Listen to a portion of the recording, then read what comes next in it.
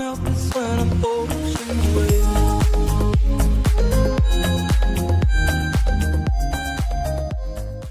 Tonight on Nova Legends podcast, I have Coach Joe Reed, now unfortunately former Yorktown coach. He's going to join me and talk about this season and his background, and also the events that led to him stepping down today as coach of Yorktown. Coach, nice to meet you. Thanks for doing this. Yeah, big fan. I know I'm no Carlos Poindexter or Mike Desmond, so I can only hope that I get on there. They're on like every other week, I think, because they're studs, those guys. Yeah, I got to pay those guys. Yeah, but yeah, my stuff's come on for free. They're like Tonight Show, the guys who sit in the chair next to you and do commentating, they're there all the time. So exactly, I have to work around their schedule, but anyway, Coach, again, thanks for doing this. Yeah, definitely. Yeah. So look, Coach, me and my son Chandler, I'm not sure if you know Chandler, but he played soccer at Yorktown last year. He was class of 2022. We went to a lot of Yorktown games this year. We were there. I don't think we ever met, but I was a big fan of the team. This year you guys had a great start to the season. As a matter of fact, you won the Falls Church tournament, beat a really talented Osborne team. And you beat Edison this year. We were there for that. You guys won a lot of games this year. At the end of the season didn't go too well. Anyway, after this season, when you definitely had your good moments, were you surprised that this is your last season at Yorktown? I mean, obviously, this wasn't intended to be my last season. I was looking forward to doing as many years as I could at Yorktown. We got a great sophomore class over at Yorktown, so I was really excited for that. I think again, the program was back on track this year.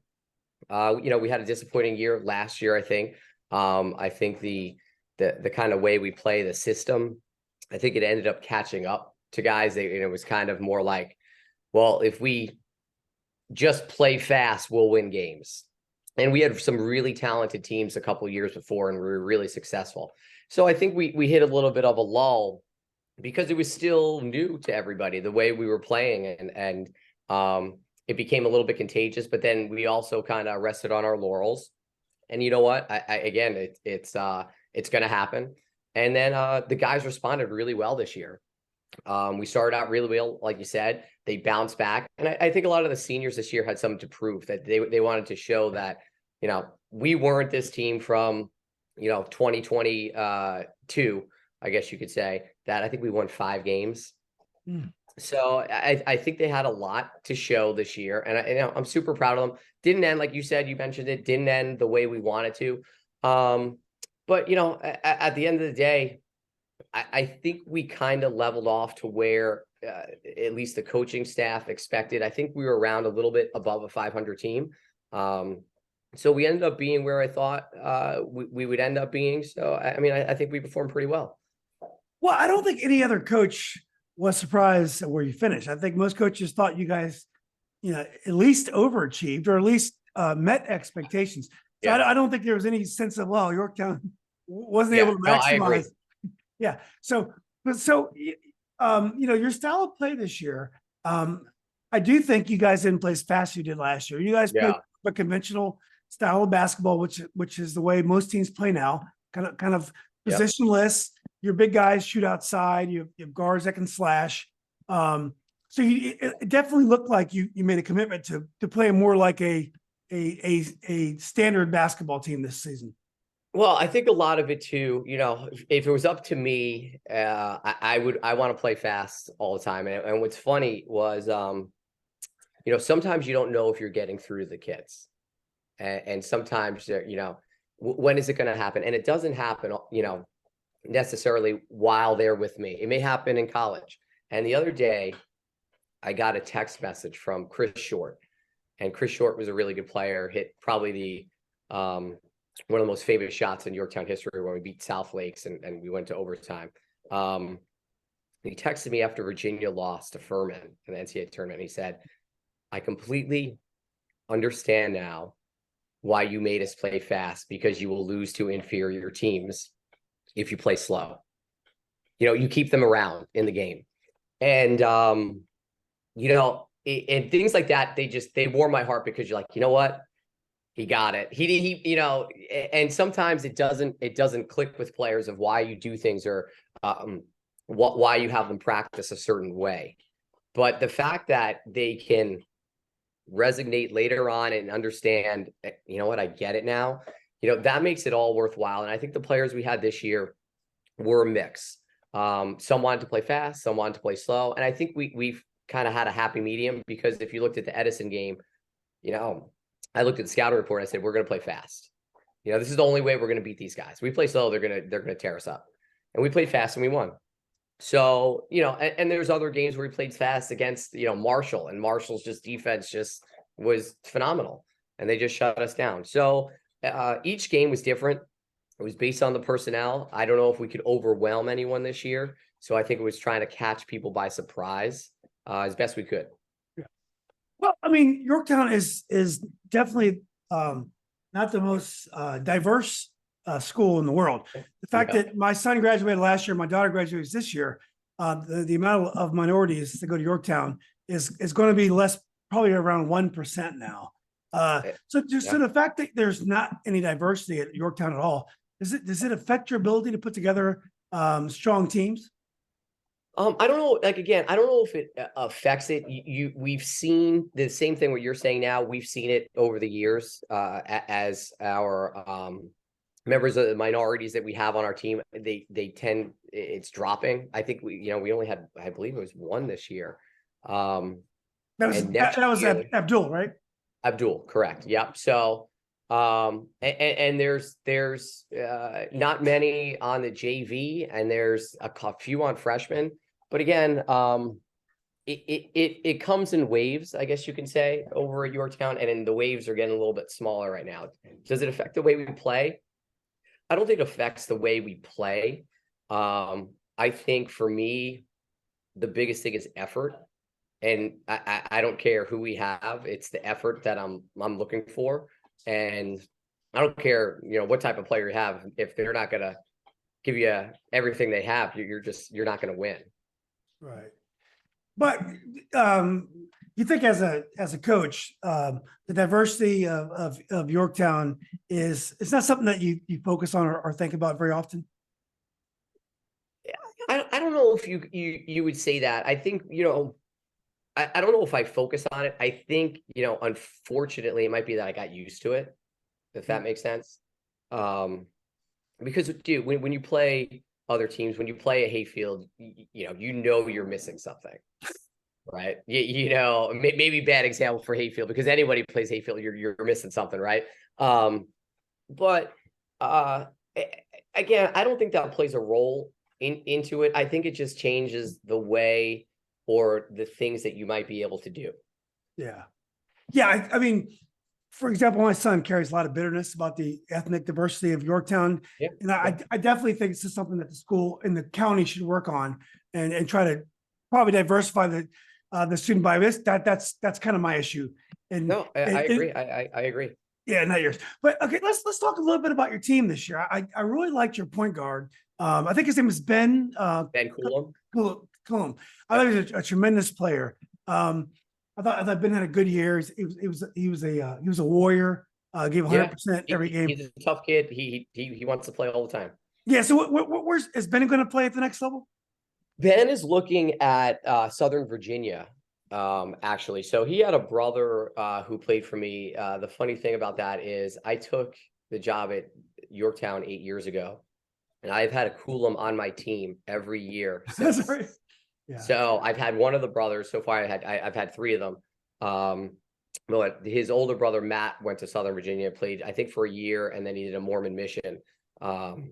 And I think Ben is going to be along a similar track as Matt. I don't know if he'll finish out there, but I think he's going to try to play basketball at Southern Virginia. The funny thing about Southern Virginia is, talking to the coach, they're the biggest Division III team in the country. And then there's Ben, who's probably one of the smallest players in our league in high school. So we'll see if it works out for Ben. I hope he can grind it out over Southern Virginia with the big trees over there. But he's going on a mission before he can play college? No, he won't do it. No, he'll go to Southern Virginia first, and then, whether the mission will be the following year, 2 years later, or, later down the line, eventually he'll have to do it. Yeah. Yeah, well, that's great. I mean, he was a big battler, and I think when you look at your team, and I've talked to some folks today about the Yorktown program. Ben is a loss, but there's a really strong JV team coming Really graduate, strong, very good, very strong. There was, I think you had at least 2 sophomores that played played on varsity this year. 3. Maria, 3. and I coached Maria's father, David, in college. Oh, really? I did. I coached David in college, and I'm sorry, at high school. I was a summer league coach at Robinson for many years, back in the late '80s and the early '90s. Nice. Yeah, and then you had another guy who shot 3-pointers as well. So we have 2. We had Brennan Pilot, who was also a sophomore, and then Jack Rubin, kind of big redhead, who just quick trigger and would shoot threes. And he had a pretty good year for a sophomore, actually. We were really happy with him. And it seems to me, now that you're not going to be there next year, do you look back on how you put your team together this year? And if it's about winning or if it's about results, would that have made things different?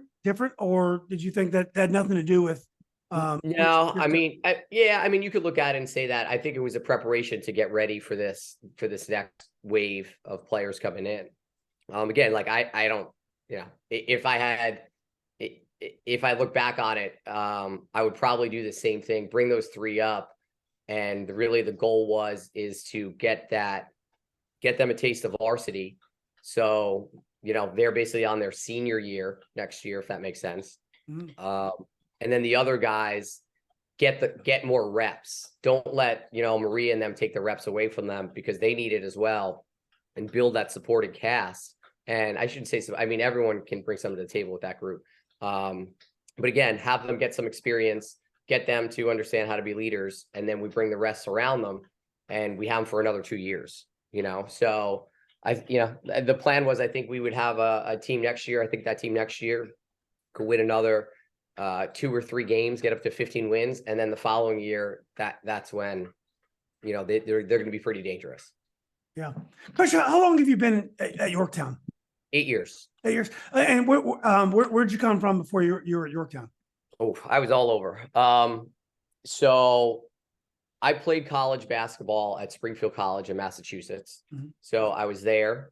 I played overseas in England at St. Martin's for a year, came back to Springfield. And then I actually was the JV coach my senior year at Springfield. So I started there, and I got a call, and the head coach calls me up, Coach Brock, and he said, Joe, and that's how we talked. He's on the NABC board. He just retired, actually, at Springfield. So he said, Joe, we got a job, JV coach, East Windsor, Connecticut. I have no idea where that is or what's going on. So as a senior, I started coaching JV boys, and it ended up being the guy I was with had no clue on the varsity level. So I would just end up doing the JV game stay, and I would just end up coaching the varsity team. And then right after that, that's when I moved down to DC. I was actually assistant coach at I moved down to Arlington. I was the girls freshman coach at WNL, so Yorktown's rival. I was the girls freshman coach. The following year, I got promoted to girls varsity coach. So I'm 22 years old, and I'm the girls varsity coach over at WNL. And the kids are, 4 years younger than me who I'm coaching. So that was my first experience really in Arlington. And, I'm a deer in headlights. I don't know. I don't know anything about Arlington.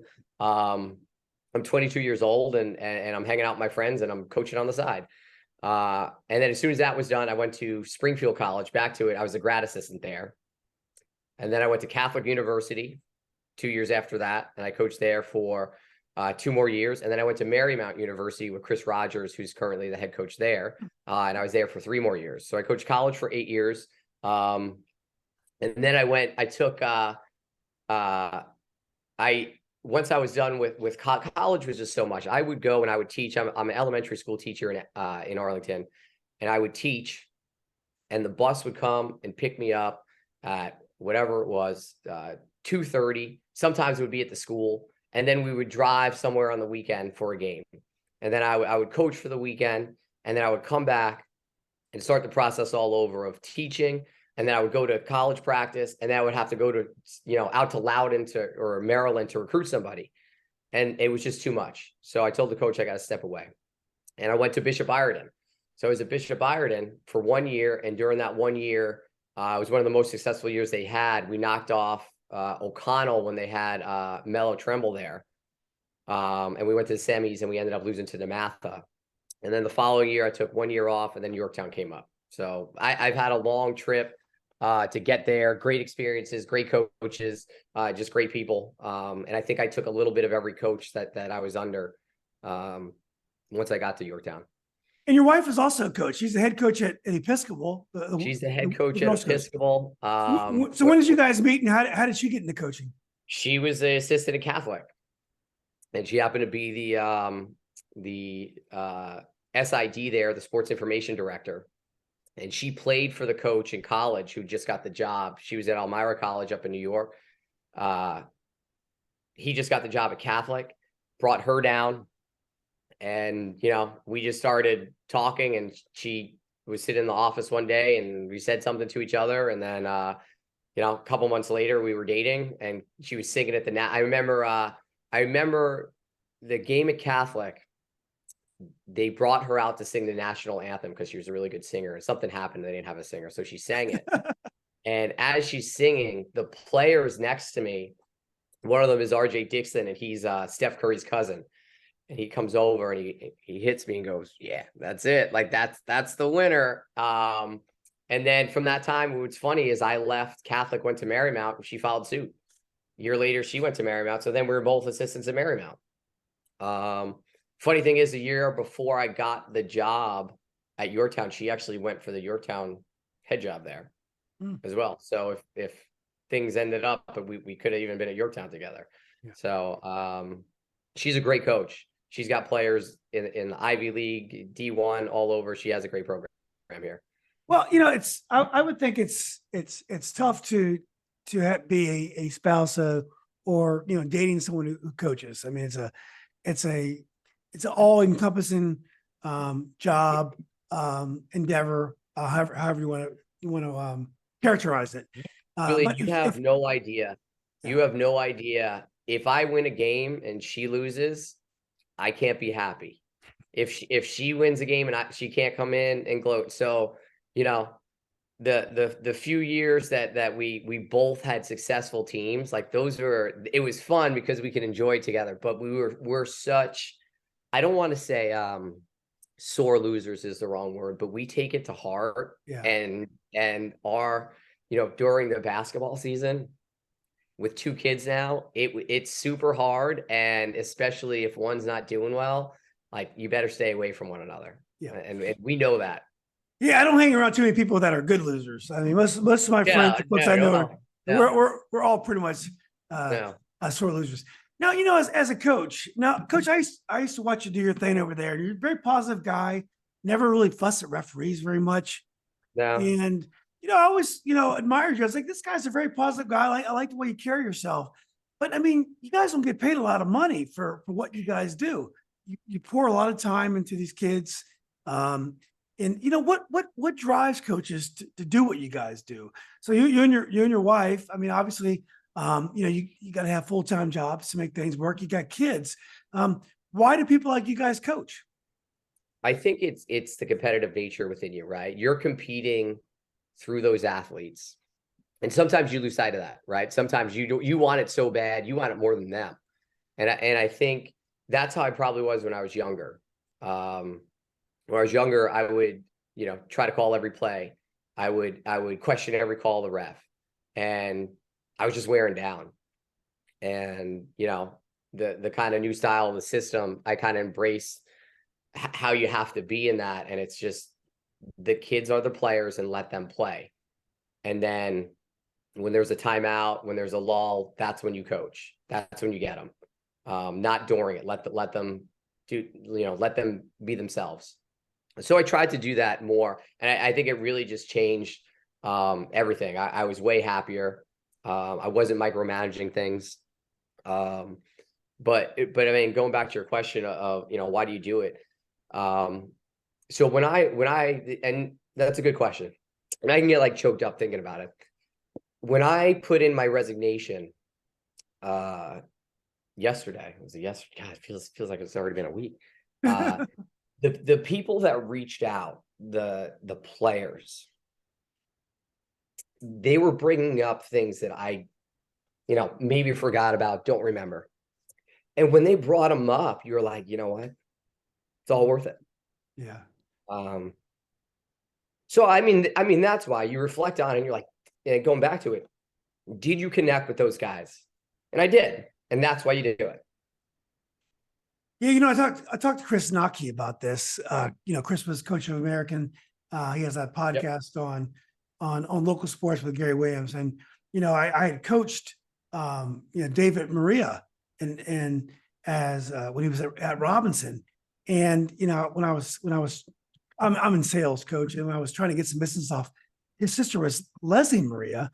And I remember when I had connected with her because she was an attorney at a firm downtown, and I was selling the law firms. She said, you didn't play my brother a lot. This was like 30 years ago, 25 years ago. And I was like, you didn't like my brother. And I didn't even remember that. My recollection, Dave was a hard-nosed kid, played really well. I enjoyed coaching him. But it's amazing the things that kids remember about what you do. So you don't think you have this effect on people. And I was a summer league coach. I mean, you coach these guys in the regular season, but the things that you do to these kids stays with them for the rest of their lives. And it just shocks me. It's unbelievable. The kid, Mike Spicer, he was my first year. So I just took over the job. He was a senior. And, again, the old coach had his ways, and he did really well and did some good things. And kids get excited when a new coach comes in, right? And that's just the way it is. And I'm sure kids will get excited if another coach comes in. But he said, I remember what you said at the award ceremony, and I carry with it to me. I remind myself what you said about me, from time to time. And then he sent a picture of the plaque that I gave him, and it's sitting in his room. The kid's out of college. He's 20, 26 years, 25 years old now. And has the plaque of sportsmanship that I gave him. So those are the things that I look at. And I go, I love it. I love it. Makes you fired up to do it again. So.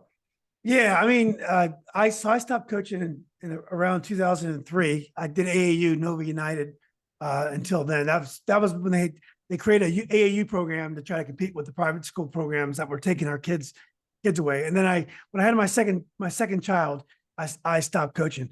And I kept officiating for a little bit. I officiated for many years. Never regretted quitting officiating. I have no connection with that. But coaching is something that I miss. I miss every day. I love coaching kids. So when you think about coaching at Yorktown, what are some of the positives and negatives from coaching there? I mean, I don't think you've been at a lot of different high schools. I think you've been a college. Oh, again, I was in Connecticut. I was a high school. I was at WNL. I was at Bishop Ireton. So I've been around, and not only that, just being a college coach, like you're around a high school kid or high school coach every night because you're trying to get a player, especially D3, when you're like, hey, I can't give you a scholarship. I can't promise playing time, and you got to pay full price. You want to play for me? So you're recruiting, 500 kids, and you're hoping you get 2. So, being around the high schools and things like that, is second nature to me. But the positives at Yorktown were, I think the kids at Yorktown, they want to be coached. They want to be motivated. They want to do well for you. They want to do it. Yeah. Sometimes they can't. It's just, it's like any other sport. Sometimes they can't do it. And the parents were great. The fans at times were fantastic. We have some great fans. There were years that we had unbelievable fans. It's just absolutely packed. And again, it depends on how well you do. But I never had any trouble with parents. Parents always embraced it. They may not have agreed maybe with some stuff, but you know what? They didn't say it. And that's really important for a coach, is that there's one voice, there's not two. And I think that's why I was able to be competitive and successful with a lot of teams, even teams that didn't win as much. We were competitive. Like we would take people down. We probably had no reason being in the game, but we would give them hell as best we could. You know, the negatives there. I think the negatives. I think just in general, Northern Virginia is a tough area to coach in. I think the mindset's different, and it's funny. I talk to the players about this all the time, and I wouldn't say it's just Yorktown. I think it's the type of generation that we have that players talk about with you all the time. When I grew up and my coach told me I wasn't good at something, I would spend hours going, shoot, and I'm going to prove this dude that I can play. And if I couldn't, I would, you know, coach is right. I'm not good at it. I would do what I can. I think a lot of kids now take it personally and they take it to heart when, hey, let's not shoot that 3 this time. And I think kids take it to heart and a little bit more when it has nothing to do. We're not insulting character. We're not insulting your person. We're looking for something for the betterment of the team. So I think that is something that, and I see a lot in Arlington because I'm an elementary school teacher. I think kids tend to take things to heart more than at least the way it was when I grew up. So I think that can be hard. And I think that's was an adjustment for me where I had to change the coaching style and present them, especially this year, change the way that I was saying things or not saying things, if that made sense. So those were things that were hard to do. I think, you know, Yorktown, certain sports, the way it's run, I think there's sports that are really good. Girls soccer, you know, boys soccer for a while has been really good. Lacrosse, and then there's just other sports, and basketball. It's just really hard around here because you have a swim team that has Olympic athletes on it, and they're winning state titles.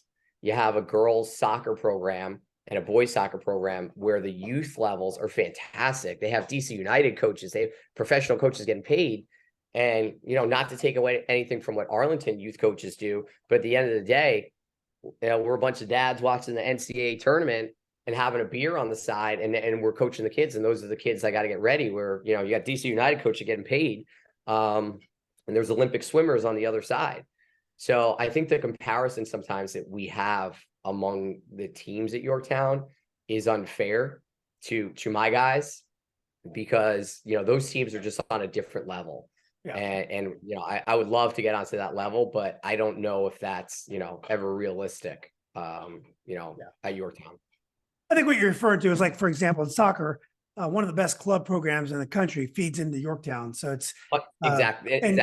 It's fantastic. Yeah. Coach Carlos is an amazing coach. I mean, he's gifted. He's a pro level coach, but he is also lucky that he's got incredibly gifted kids and well-coached kids that enter his program. Do you think you get the proper support from the administration at Yorktown, the DSAs? I guess when I was in school, we called them ADs, but I think they call them DSAs same now. Here. Same here. Do you get the proper support from DSAs and principals at Yorktown? I think there's times when you get the proper support. I think there's a lot of mediocrity that I see, and that doesn't sit well with me. You know, like we talked about, no one likes to lose, and I think losing is fine, but I think the resilience that you get from it is a lifelong attribute, and I think that's really important. And I think sometimes we lower the bar, when for me, I don't lower the bar. I'm going to keep the bar where it is, and you're going to raise your level of play. Mm-hmm. And I think that's where there are differences that occurred, because I refuse to accept mediocrity. And I'm not saying our players were mediocre. What I'm just saying is I have high expectations for our guys, and I demand a lot from them. And I think that's different than what maybe they're used to there. And, that's what I pride myself in, because again, those text messages that I get from players, like I said, it may not be right immediate, might not be that day, but I get them, and it's down the line, and it resonates with them. And that's really important. And it proves, again, like, I think I did it right. I think I was doing the right thing. Yeah. Well, Coach, you have a great reputation. I know that the other coaches respect you. And I mean, you said great things about the players that you've coached and the atmosphere. I guess the question is, why did you decide to step down? Well, I think everything, there's things that were behind the scenes that were off color, that were not said in a proper manner by my superiors. And I took offense to it. And, the way I was raised is if you say something that isn't right, then you got to go and take a stand. And there's numerous times where I had to do that at the detriment of, I guess I could say, my job security. And it got to the point where, I'm being judged on things that are unfair. There were standards being set for me. I'm happy to give you an example of I wasn't allowed to read stats at halftime to the kids or at the end of the game. You weren't allowed by who? The administration. That was one of the rules. Well, yeah. So again, I get and said, oh, well, maybe you should do this and maybe you should do that. And I think that's great, right? I think feedback is really important. And I think when people are not willing to accept feedback, I think that's when there's an issue. I'm willing to always accept feedback, because I think there's always another side to things. And then you find, which one works for you. But there were things that, again, there were times where, there were rules set in where, if players made a couple bad plays, I wasn't allowed I shouldn't sub them out. And again, who made that rule? You shouldn't shove them. I mean, that's like coaching 101. Make a bad play. You might not take him out right away, but eventually, right. And you have to come out, because otherwise there's no other way to control the way players play. Well, I think we all know, there's standards that are set in place. And I remember looking over at my assistant coach, and my assistant coach said, we got to pull this guy, or we got to do this, or we got to do that. And I said, we were told that we got to do this, or, some of the players don't want that. So we got to follow what they want. So, to me, part of me kind of just, I don't want to say died, but part of me was not being true to myself of this is not me, and this is not the coach that I wanted to be, or who I am. And again, like I said, when I'm raised and I see something wrong, I'm going to call it out. I'm going to say how it is. And, I have no regrets, now, do I want to be at Yorktown? 100%. I love those kids. Those kids are great. But at the same time, if I can't coach them the way I want to coach, then you can go find someone that wants to coach a certain way, and they can adapt to whatever they want to do over at Yorktown there. But, it's not going to be me. Coach, just to drill down a bit. So if you're coaching a team and your players aren't playing the way you want, you can't necessarily scream at them, but one power coaches have over players is playing time. So, I mean, you don't make a fool of yourself in front of, a crowd and parents and stuff. You just take them out of the game, and at least you can talk to them and address it. And you can play other kids that are playing the way that'll advance the ball for Yorktown and help Yorktown win a game. So are you saying you weren't allowed to? No, I can, it wasn't in that regard, the way, you're saying, you couldn't take this kid out or that kid out. I think it was more, a thing of positive is a big thing over there. And I'm glad that you said that I was positive. I don't know. You're known to be a very positive guy. Yeah. I appreciate that, because Mike O'Brien over at McLean said, I wish I could channel your inner Zen on the sideline. And, I took a compliment to that from him. So I appreciate that from Mike. But going back to it, it's not, it was about control, and I wasn't able to have control of my team. There were times where I was told, don't practice, play Pictionary and eat pizza instead. And quote, I mean, that's a quote. And I said, that's great. And I get what you're saying. I understand, there's a need for a break or a mental, Yeah, I mean, but there's no other way to affect the game as a coach than to use playing time as a way to.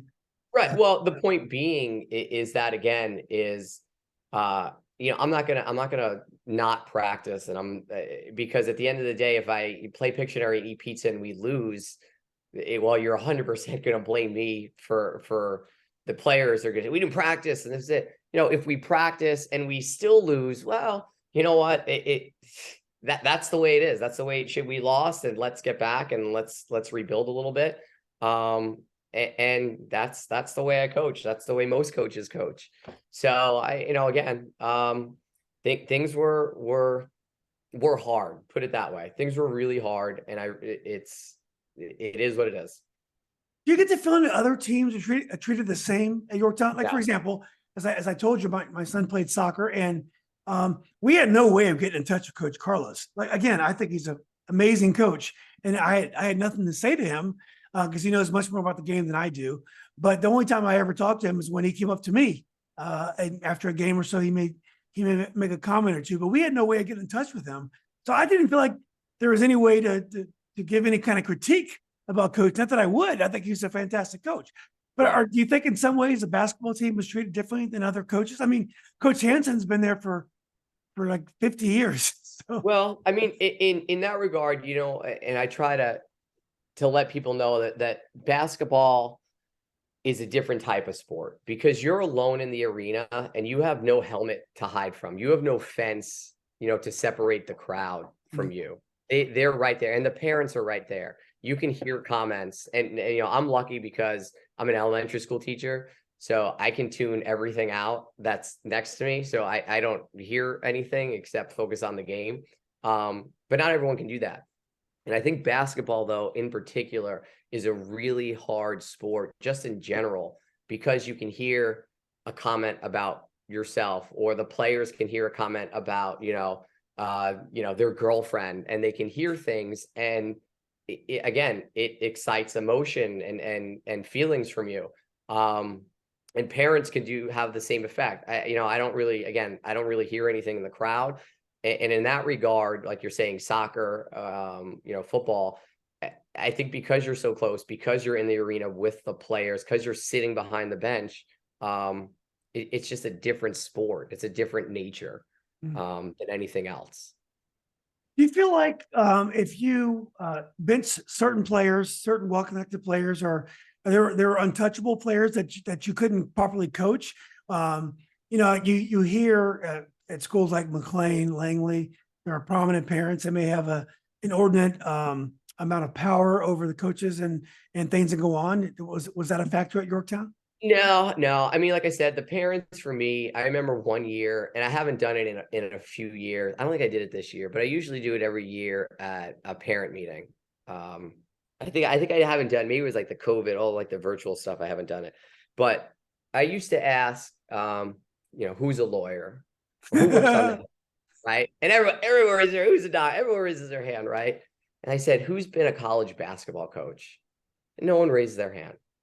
I said, who's coached high school basketball? And maybe I had like one or two parents in the past. And I said, here's the deal. If you criticize me, I get to go into work with you the next day, and I'm going to criticize everything that you do, even though I have no idea what you're doing. So, and it responded to him. And I did it in a joking manner. It wasn't like a lecture or anything like that. But they got the point. And the point being is, this is what I do. Let me coach. I'm not going to your job, and I'm not telling you what you're doing. And for the most part, the parents have been, really good. There's always people that, it's hard. It's hard to watch their son or daughter, play a role that you don't like, or you wanted something in your head, something different for them. But for the most part, I think the Yorktown parents have been really receptive and really good. So you didn't feel like things that you did were critiqued by parents, and the parents had power over the way you coached the team? No, not at all. I again, it's a hard pill to swallow when you walk in and tell the parents, you say, I'm going to sub, your kid's going to play for a minute 30, and I'm going to sub him out. I'm going to bring in a new 5. And they're going to do the same thing. And we're going to keep going to that. And then the top 8 players in the last 2 minutes of the game are going to play based on what was just going on. So it's hard for them to swallow things like that, but they all did it. Everyone jumped on board. When we first did that, everyone's like, all right. And then we won. And everyone's like, okay, well, I guess he knows what he's doing. And I think because of that, I got credibility and people allowed me to coach and change things and do different things. And I'm pretty, I'm part of the community. I know a lot of the people, most of the boys who play for me, they go to my camps since they're 7 years old. The seniors this year, I've known them since, they were little kids. So I know the parents, I know how they are. And I think they know who I am too. Yeah. Well, Coach, you did it to me from afar, and I don't know the personnel very well. But you seem to me to maximize what Yorktown brought to the table. You didn't seem to me to be the kind of team that was, ordinarily when coaches are unhappy or when people are unhappy with coaches, it's because the results are not in line with expectations. But I don't think anyone would see that with Yorktown. I thought that. Now, the good news is there's no expectations over there. So I think that's part of the issue. No, I don't think that's it. Our boys performed exactly how they should. And I think one of the things why I've been able to have some success there is because I've been able to take the egos out of the equation, or if you had an ego, we got to subside it, because at the end of the day, the thing is, I've coached there for 8 years. I haven't had one player go to college for more than 1 year for basketball. Not one player. So 8 years, all the players now we had a couple people that could play. Ryan Van Kirk was an absolutely fantastic. His brother Connor Van Kirk, they could all play somewhere college basketball. They chose not to because they went to fantastic schools, and again, more power to them. But I haven't had one player. And I don't know if you can, I don't know if there's a program in Northern Virginia that hasn't had a college player. And it had the success that we've had, or at least be as competitive as we have been. And I think that's because I'm able to try and check those egos at the door, and the players buy into it for the most part. And there's games where they have, every game there's a different guy. And that's what I tried to tell the guys this year was the great part about our team is that everyone, take it as you will, is replaceable. And I mean that in a positive way, meaning you don't score 6 points, this guy can score 6 points, and if we did it by committee, and that was the thing, if we can get 6 and 8 and 6, and we did it out of 8 guys, 10 guys, then we walked away, at least being competitive. I don't know if we got a win, but and I think that's what the guys embraced. I don't know if it was what they always wanted, but at the same time, they did the best they could. I think it's like next man up, right? Next man up. You can bring the next person. And we didn't have Ben was our guy, but at the same time, Ben needs some help around him, and the games actually we won a lot. Ben might have been the 3rd leading scorer because other guys stepped up. So that's what I'll remember with all the teams that we have. I never really had a truly great player, a dominant player, night in and night out. But we had guys who could step up in certain nights and certain situations, and we had some success with it. Yeah. Well, Coach, I hope you don't mind me saying that one of the words on the street is that there was an anonymous survey that went out, and there was some feedback. And I guess the thing that bothered most people is that everyone complains about coaches. It's like part of the things that players and parents do. You always complain about your coach. Now, what generally happens is over time, these things kind of work themselves out, and you begin to you get the proper perspective of these things, and you realize how these things go. But from what I was hearing is it was also an unfortunate survey that went out, and it was unfair in that, well, if you ask people after the season, particulars about a coach, if you look at that survey, it's not always going to seem so rosy, but you got to look at things with a proper perspective. Yeah, I agree. And I think this is one of the things that really irked me was, as a teacher, you have a pre-year observation, a mid-year observation, a post-year observation, right? You see your growth through it. I don't have that. I have a post-year observation. So if your year doesn't end the way maybe some players want it to end, then you can do whatever you want. You can say whatever you want. And now here's the thing. I was 18, I was 17. I did the exact same thing. And that's the way it is. But again, what's great is there's players that reached out to me. I don't think I got a good one last year. And I did, because we were terrible last year. Yeah, you get it the way you play, right? I think I got a terrible one last year. And player called me up after I resigned. He said, Coach, I can't believe you're out. So, it's part of it happened with your year. We got some bad surveys. He goes, well, Coach, what you don't know is I called the AD after I graduated, and I told him we all got together and it was completely false. Everything that was written, he said, was wrong. And we got to keep Coach Reed. So those are things that I don't know. Those are things that are withheld from me that I don't know. And I'm being held to the standard that's just, it's not real. It's made up. It's made up by emotions at the time. And, my big thing with me leaving was, I'm getting compared to other coaches at the school. And it goes back to my life. Well, if I'm on the swim team and I got to go to one practice a week and I got an Olympic swimmer and I win a state title and I can put it on my college resume, I had a great time. Basketball, you grind it out, 6 days a week. You don't have a Christmas. You don't have a New Year's. You don't have a Thanksgiving. It's not fun if you don't end up winning. So you can't compare me. The only thing you compare me to is myself. And I mentioned this, we don't do that to students. I don't compare your report card to mine. The only thing I compare it to is my report card from last year, my report card for last semester. And the great thing about it is, despite all that, all my scores went up, everything improved. I even had a mid-year survey, an anonymous one, which was refused to be acknowledged, even though it was part of my behavior plan. Don't read stats at halftime. And I had this anonymous one, they refused to acknowledge it, the mid-year. And the only thing I did was copy, pasted it exactly as they had it. And it wasn't good enough. And the trouble with it was exactly the same as every other coach in Yorktown, and it wasn't accepted. And that's when I realized that this is a no-win situation for me, because that survey that I gave was given after a win. Survey they gave is after a loss, and which proves my point. It's based off of emotion. It's not based off of the body of work. I mean, I won 5 games the year before.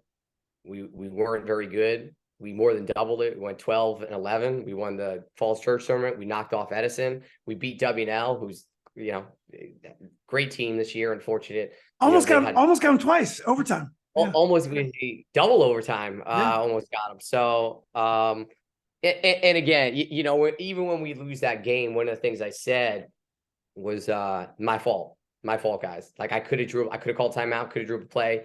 I could have got you an inbounds play in the third quarter. I could have done something. So all credit goes to those guys, and I'll take those L's. But again, so again, it's not seeing eye to eye on how things are judged, and don't get me wrong. I don't want to be an athletic director by any means, but I do have my master's in athletic administration. I understand how things should be done, or at least fair. Yeah. And I just felt that there's expectations here that it's set up for failure. Well, a couple things. First of all, I never got the opportunity to evaluate Coach Carlos, and I think he's a fantastic coach, but no one ever asked me my opinion. But also, Coach, that W&L game, and I grew up playing against Bobby. So Bobby Dobson and we played football and basketball together. And so to me, you never worked their officials. You're very nice to officials. Bobby was working every single call that night. And Bobby what's that? No, you can't compete with Bobby. If you do, you're going to lose with the officials. So I don't even try to get into that. Yeah. So the reason I'm saying this is that you're a good guy. Officials think you're a really decent guy. You don't yell at them. You don't scream at them. Not that Bobby does, but Bobby does know how to work in the official. He works them. We'll say he works them. We'll say that. We won't say he screams at them, but he works them. Yeah, he does work. And again, Bobby's a good friend of mine. So, well, coach, your next job, and we need guys like you to stay in coaching. I mean, admittedly, it's not the most high paying job in the world. You're doing this because you love it. What do you want your next job, your next coaching job to look like? I don't know. I spoke to, a lot of coaches have reached out to me, Carlos over at Hayfield, Poindexter worked out, Dave Halson over at West Potomac, Michael Bryan, Tony Bentley, all these guys reached out to me. And it really is a fraternity. And Coach Quinlan over at Herndon, they all reached out and said, really nice words. And I appreciate it from all of those guys. Coaching at Yorktown is different, and it's a different. And I was talking to Michael Bryan about it. Is our challenge is different than say a Hayfield or a Madison, right? South Lakes. Those guys reload. They reload, and now they have their own challenges, right? You got to get them to work together, and you got to win. So their challenges are way different than mine. I don't know if I was ever in. And maybe Bishop Ireton, we had a really good group. I don't know if I was ever been a part of a team where we had, we reloaded every year. So the challenge at Yorktown, which I really like, right, is how do you get a team that's probably would lose by 20, should lose by 20, to be within 4 points? And how do you find a way to get those 16 points back during the game? And me and my assistants, Bobby, Terry, Max Adamo, we would spend hours watching film, making sure we could get 8 points from inbound plays or take away 8 points from them for inbound plays. Okay, here's our 8, right? Where are we going to find the other 8 from? All right, what would this play out of timeout, whatever it is, right? Those special plays. And that was really the challenge that I really embraced, because if you can get the kids to believe they can win, then they're going to play and they'll finish the season. And I think I did a pretty good job of that. And then there's the years at Yorktown where you're like, I got a decent team. If I don't win now, these kids I'm going to lose it because I have all the talent, and we have to win now because this will be another 3-4 years until we're at this level again. And it's just the ebb and flow of public school. And that challenge I really liked. I embraced that. Do I want to go through it again? I think I would. But I think it has to be, again, the right fit where I can build it my way, the right way, and surround myself with the assistants that need to be with me. And unfortunately, I was able to surround myself with really good assistants. But there's a lot of people that I had to turn away that wanted to work for us. The Eschericks, I don't know if you know the Eschericks, all they're Yorktown grads. Nico and Zach call me every year. Like, can I get on staff? Can I get on staff? And I said, no. They said no. I can only have this. I think the more people you can surround them with, the more good people, and you're allowed to bring them in, then I think that just only helps the kids. It just gives more brains in the room to find those 8 points, those 16 points that you need. So I think it's just a place that I feel accepted as a coach. And there were times that, it was great at Yorktown. And then there were times that was, I'd wake up every day, just wondering, what did I do wrong today? Yeah. And it's unfortunate, but I did it. And you know what? And I told the kids, I think part of being a good coach and being a good player is being able to compartmentalize, taking whatever happened in your day, or whatever's going on in your life, and focus on that practice, that game, because I think you'll get the best out of it. You'll have the best experience out of it. And it's hard to do. It's easier said than done. I think I've trained my brain to do that. And maybe I think I want to be at a place where I don't have to do that. Yeah.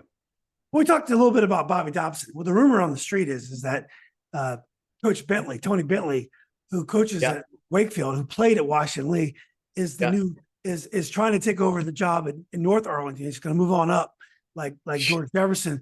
No way. No way. You can't even fool me with that, Joe. You can't even fool me with that. There's no way. No way. Exactly.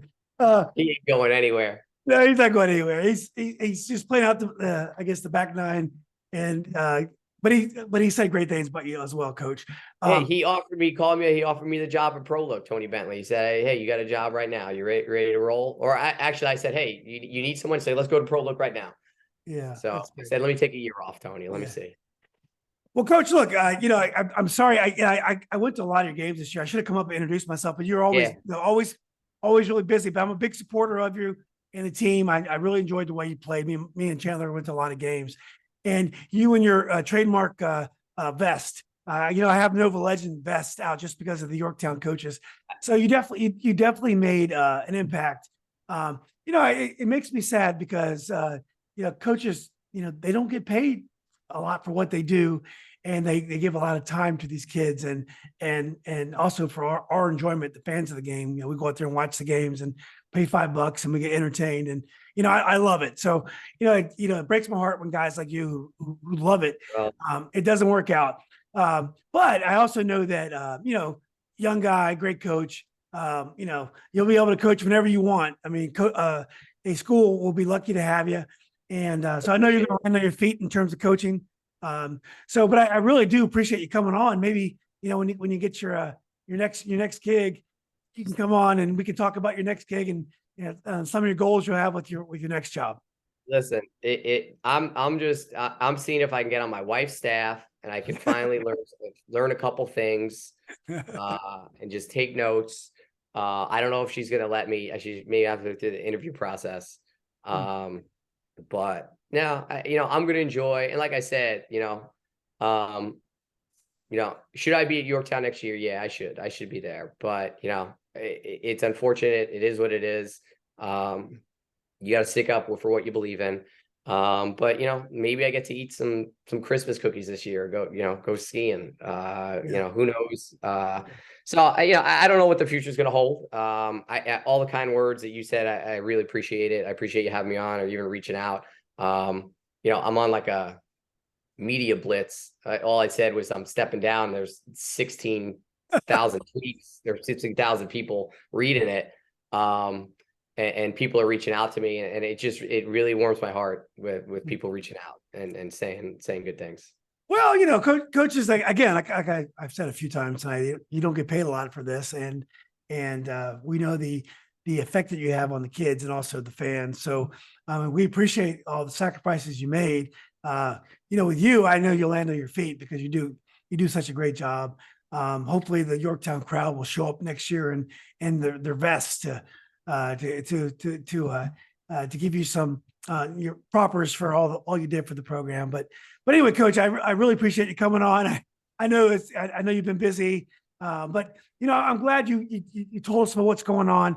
This is one that confused a lot of people. I don't think many of us saw this coming. But yeah. I'm confused by it. So if I'm confused, I hope everyone else is confused. And maybe one day, eventually, maybe one day I'll be back at Yorktown, or I'll be at WNL or Wakefield. Maybe when those guys try to pass on, I can get back in. But in the meantime, I think we look for what's the next best thing, and all we can do is count our blessings. And my blessings is I get to coach girls golf right now, so I got to play Army Navy today, and fortunately I had to walk it, which was terrible. But there's good things all around us, and you just got to find them. What's your handicap, Coach?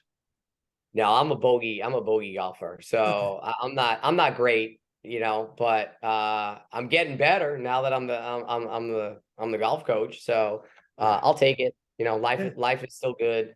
There's disappointments, there's triumphs, and I'm just going to focus on the triumphs. So, well, at least in the short term, you have a chance to work on your game, and maybe you'll be a scratch golfer. that would be the goal. And maybe I heard David Marie is a scratch golfer, so I don't know if is that right?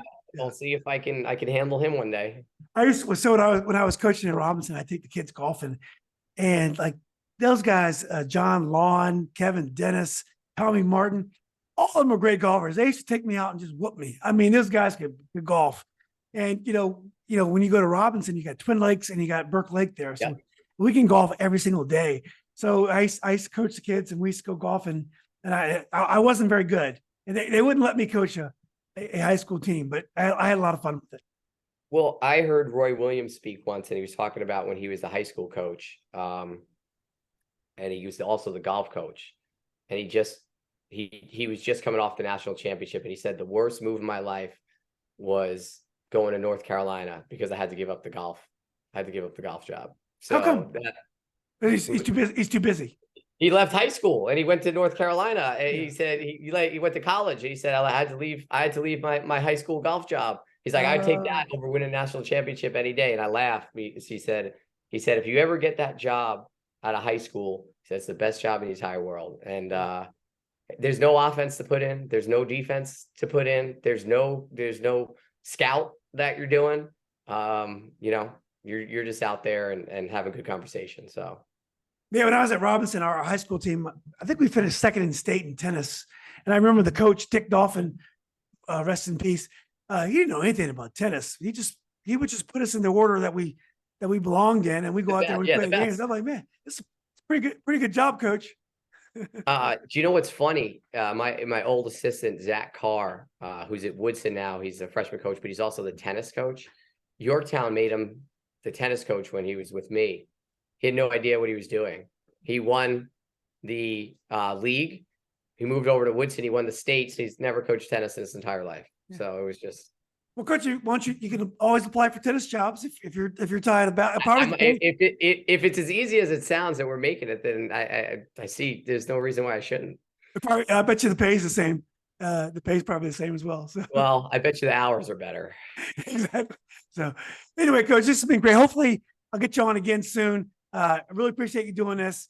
Like I say, you're a straight up guy. Great coach, and I'm sure we'll be seeing Coach Reed in his innovative style really soon. I hope so. I appreciate you having me on. Let me know anytime. When you get sick of Carlos and Mike Desmond, I'm happy to come on. Yeah, when I get sick of all those superstars, Yeah. Then you're stuck with me. Exactly. Yeah. All right. Again, coach, I really appreciate you doing this. Thanks, Julian. I appreciate it. Take care. Yeah.